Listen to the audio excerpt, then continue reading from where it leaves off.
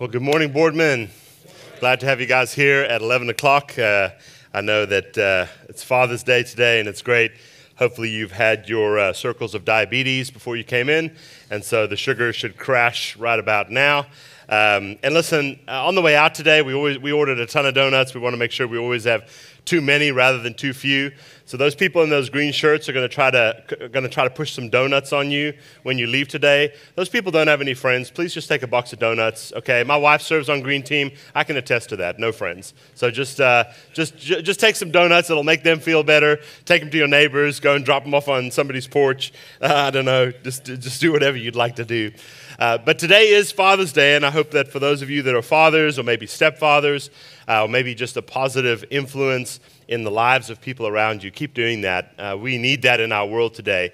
We have so many fatherless homes, so many places that don't have positive male influence or parental influence in their lives. And so it matters. What we do and what we engage in ultimately matters. And so I hope that you will just continue to be the examples that you are.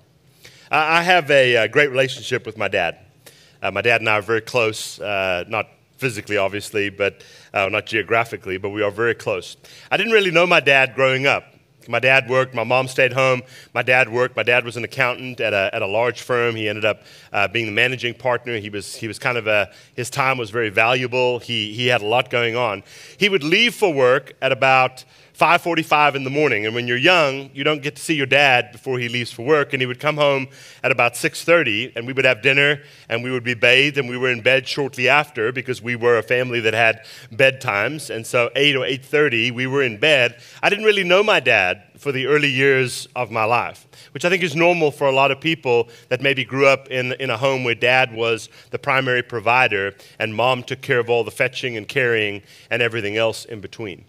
But it was kind of funny because when I was 12, almost 13 years old, I went to boarding school. And one of the commitments that my family had was that I would come home every weekend because we were very involved with our church. We were very involved in church, something my dad served as a deacon, an elder. My mom was always involved in the women's ministries.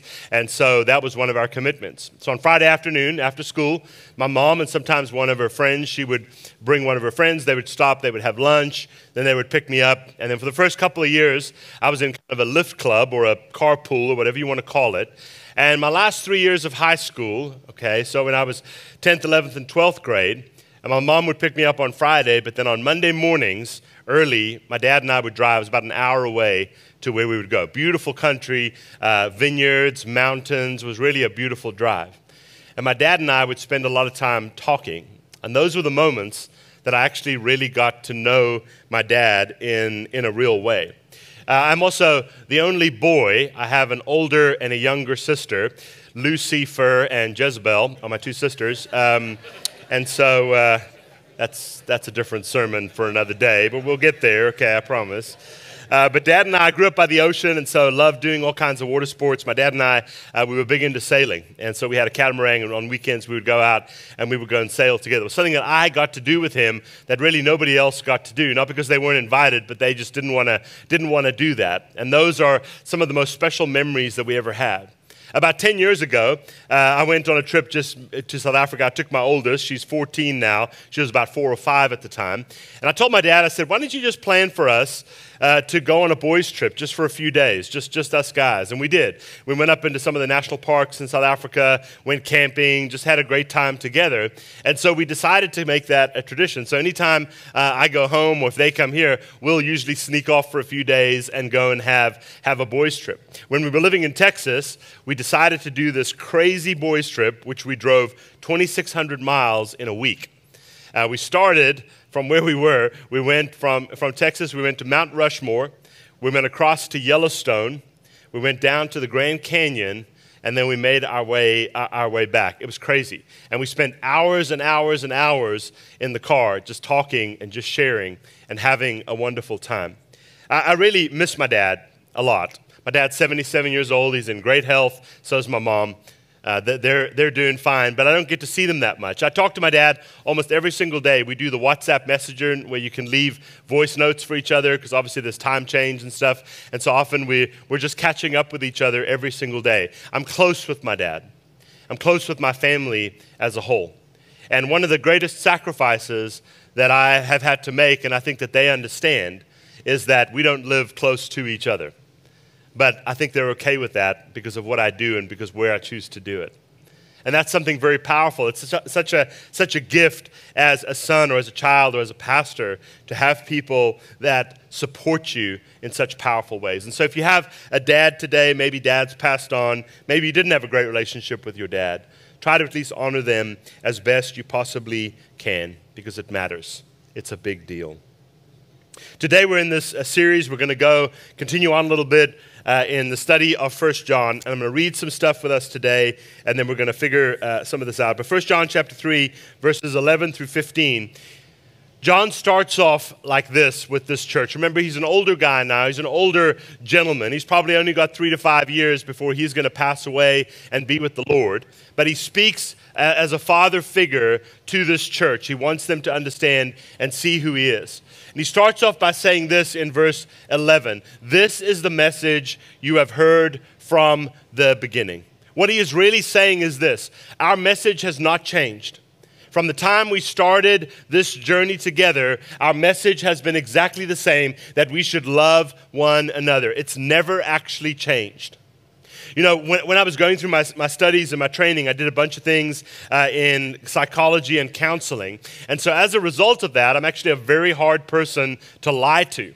My kids try all the time to no avail, and occasionally people will get one by me. But the reality is that I understand how people use language and posture and body language and what they say and what order they say it in. And so you can actually interrogate people without them really knowing, which is one of my hobbies. I love to do that. But the other side of it is that I'm a difficult person to lie to. But I'm going to tell you a little secret today about lying, okay, how you can get away with it.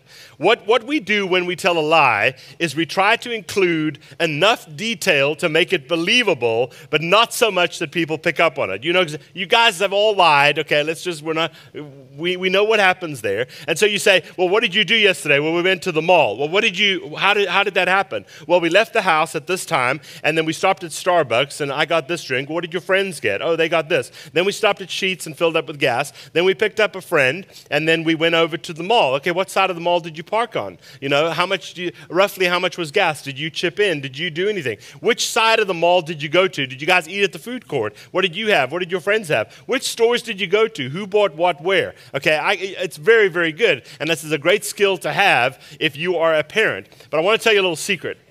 When we lie, we have something called myopic blindness, meaning we can't see things right in front of us because we're trying hard to cover the story. All you have to do is tell people to tell the story backwards, okay? If we tell the truth, we have no problem doing that. When we lie, we can't remember the order, okay? So when you went to the mall, what did you do right before that? We went to Starbucks. I thought you went to Sheetz. Oh, yeah, we did. You can very quickly unravel things. That's why if you ever get stopped in a field sobriety test, they never ask you to do the things that you know how to do. They never say, do the alphabet, A, B, C, D, E, because everybody knows that. They say, start at Z and go backwards. Or count back from 100 in sevens, okay? 100, 93, 86, 79, 73. See, I've practiced this, right? So not that that's ever happened to me, just to be very clear, okay? But the reality is this. People cannot remember things in order if their story changes. So kids, if you're planning on lying to mom and dad, this is why you need to do the run-throughs, okay? So you know it forward and backwards. It's a horrible skill for some of you that I see on nodding and going, that is exceptional advice. I'm going to follow that. But the reality is what John is saying is this. You can read anything we've said. It's the same story. We're telling the truth over and over and over again. And when you tell the truth over and over again, you don't have to keep up with it. And that's what he's saying. He starts here and he says, this is the message that you've heard from the beginning, that we should love one another. We must not be like Cain. Now, this is Genesis, right? This is the first story, who belonged to the evil one and killed his brother. And why did he kill him? because Cain had been doing what was evil and his brother had been doing what was righteous. And sometimes when we read that story in the early part of Genesis, we think it's an unfair story, right? Abel is a shepherd, and he brings the first fruit of his flocks, and he sacrifices that to God, and God says that's a good sacrifice. And Cain is a farmer, and he brings his best fruit and vegetables, and he gives those to the Lord, but they're not really the best. They're the ones that he wasn't going to use anyway, and it says that his sacrifice is not accepted. And what he does, he has spent a lot of his life making excuses for the truth that is right in front of him. It's amazing to me what people will lie about these days. We will lie about almost anything to get out of minor consequences.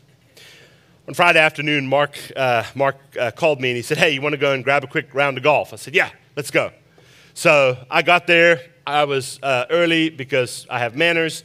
Mark, he always rolls in on two wheels. You could tell him I said that. No, I was kidding. So we were there. I got the card. I went inside. I said, "Hey, I'm just going to pay for our round." So I was standing there with the lady, and she said, "Are you military?" And I said, "No." She said, "Are you a senior?" And so I slapped her. No, I was kidding. In golf, 55 is a senior. I know it. The years have not been super kind with me. I'm only 27 years old. I don't know if you know that. I'm not quite there yet. And I said, "No, I'm not a senior." We had a good laugh. I said, "I'm actually a pastor." I said to her, "Does that happen a lot?" She said, "You wouldn't believe. People will sell their integrity and their character for $5. Really?" See, that's Cain's problem. Instead of just giving what's right, he gives God what's left. And the reality at the end of the day is he misses an opportunity to just do the right thing. And that's why his sacrifice is not accepted, because his heart is bad. He wants the appearances of doing everything right without actually ever doing it. And so John says this: "So don't be surprised, dear friends and dear brothers and sisters, if the world hates you." A lot of times when you ask rooms a question, what is the opposite of love? Most people will say it's hate, which is not true. The opposite of love is apathy. To love is to nurture and to give and to share. And the absence of those things does not mean it is the deliberate act of hate. It means it is apathetic. Do you not find that people are just very apathetic about our world today? This is why empathy is so important, being able to listen to people and care for people in a real and profound way.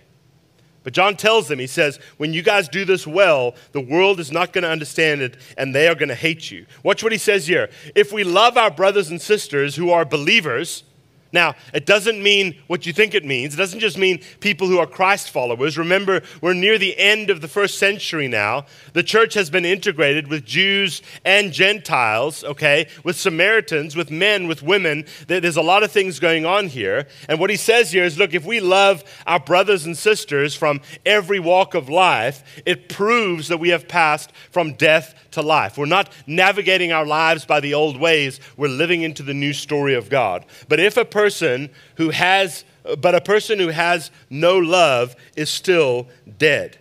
Anyone who hates another brother or sister is really a murderer at heart. That's what it ends up. That's what happens with Cain. And eternal life is not in them.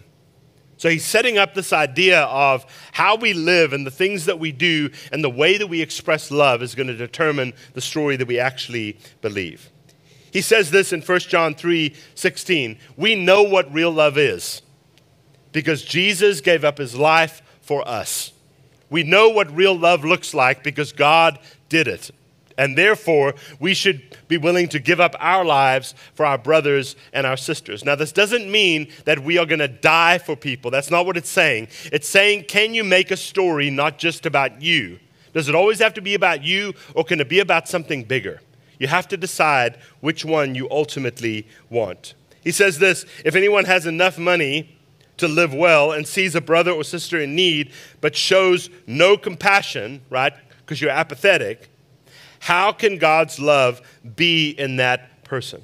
I had a friend of mine who loved collecting tools. You have some guys here, you buy a tool at Harbor Freight, and then you go home and you try to convince your wife why you need that tool or why you had to have that tool. Okay, Father's Day is the only day you can do that and actually get away with it. Oh, I really need this, but you're never going to use that. Oh, I just really need it. It's a cool tool, okay? A friend of mine, he kind of had an obsession with tools, and he loved buying tools. And when he came to Christ, he changed something about his narrative, which I thought was amazing. He said, I will never buy a tool that I'm not willing to loan to someone. And he said, if I'm not willing to loan that tool to somebody, then I shouldn't have that tool. I thought it was a powerful way to think about it. If somebody that you knew came to your house and said, hey, I don't have enough food, would you not take them to your pantry or to your fridge and say, take whatever you want? Or they say, hey, I'm struggling, I need to go to a job interview, but I don't have the right clothes and we're the same size. Come into my closet, take whatever you want. I've got too much anyway. That's what he's saying here. We've got to be willing to open up our lives to people if we really believe that this story is true. He says, dear children, verse 18, let's not merely say that we love each other. Let us show the truth by our actions. Our actions will show that we belong to the truth, so that we will be confident when we stand before God, even if we feel guilty, which we all will. I love this next line, because God is greater than our feelings. He knows everything. Something so powerful, so meaningful in this moment. You know, Jesus, when he is confronted by the religious leaders, and they're always trying to trick him with a question, they come to him and they say, what is the greatest commandment? Do you remember what he answers them? He answers them in their own language, something that in Hebrew is called the Shema. And it's the one that we all learned, right? Love the Lord your God with all your heart and soul and mind and strength, right? We all learned that. That's what that was the greatest commandment. But then Jesus says this is the first and greatest commandment, but the second is equally important, that you should love your neighbor as yourself. What Jesus is saying is, you cannot just have God that has no expression towards the people that you live with. In fact, some might argue that the way that we love people around us shows what we actually believe about our relationship with God. These two things are connected. They're like links on a chain. You cannot have one without the other. And this confrontation that Jesus has really blows the minds of the religious leaders. And then when he's alone with his disciples in John 13, so this is the gospel, not the end letters, but John says this, I'm giving you a new commandment, that you should love one another. Just as I have loved you, this is Jesus, just as I have loved you, you should love one another. Your love for one another will prove to the world that you are my disciples. It's not about how fancy your church is, or how great your worship is, or how much money you guys give to missions, or how good communion is at your church. It's about the way that you love and accept people around you in the midst of where you are. And Jesus says that's how people know that the story that we live into is real and true. Even the passage, John 3:16, he says, for God so loved the world. Sometimes we think, or we read that and we go, well, God hated us so much, or God was so mad at us, or God had just given up that he finally sent his son. God said, no, that's not the reason. God sent his son because he loves us, and that's something that we get to express and share in our faith journey as well. Our actions will show that we belong to the truth, so we will be confident when we stand before God.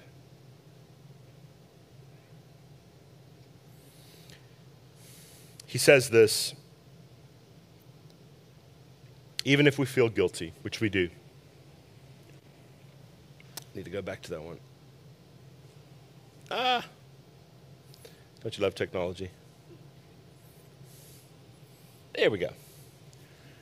Even if we feel guilty, which we all do, God is greater than our feelings, and he knows everything.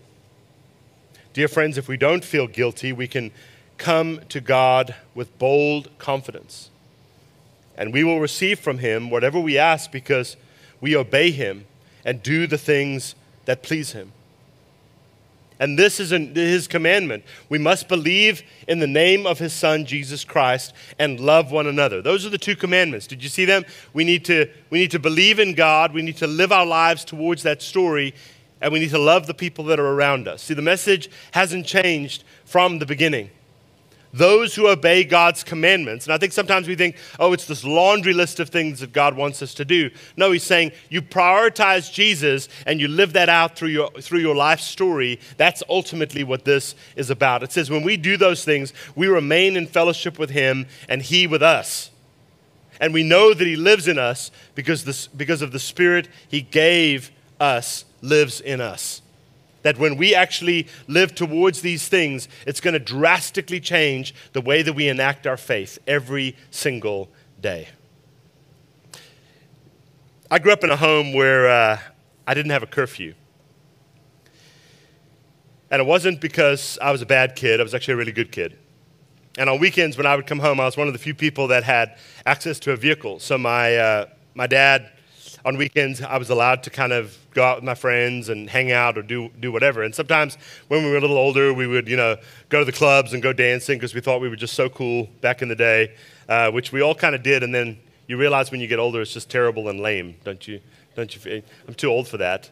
People are like, hey, you want to go grab dinner? Sure, what time? 8:30. I'm like, 8:30? If you'd said 5:30, I'd have been all over that. 8:30, I'm past my best. But my dad would always say one thing. Whenever I would leave the house, he would just say, just remember who you are. And I really hated that. Because I wish he would just have given me like a list of rules and said, hey, here's 5 things I don't want you to do. And I would have found something that wasn't on the list, right? But just 4 words. Remember who you are. Well, Dad, what time do you think I should get home? What have you got going on tomorrow? Well, I've got to work tomorrow. Well, it's up to you. You decide. You want to get home late and be tired tomorrow? It's up to you. But he would always say, just remember who you are. And it really stuck with me because I think that's what John's saying.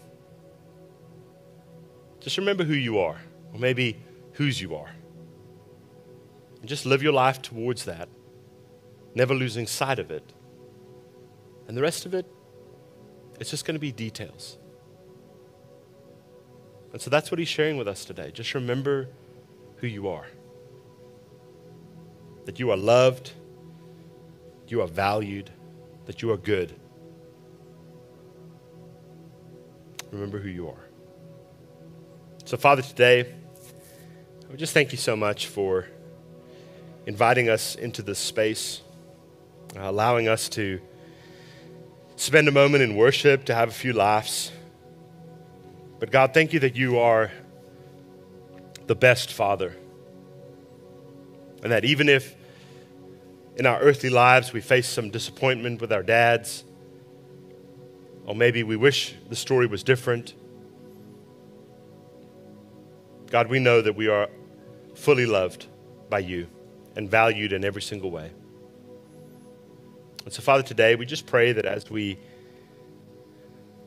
go out into this week, as we celebrate people around us, that you would just remind us that we love people not because it's required of us, but it's because you love us in such abundance that we have to share that love with someone. And so, Father, thank you for inviting us into this space. Thank you for allowing us the opportunity to celebrate and reminding us who we are and that we are yours first and foremost. Please bless us as we continue to worship. We pray this all through Jesus. And everyone says, amen. Let's stand together.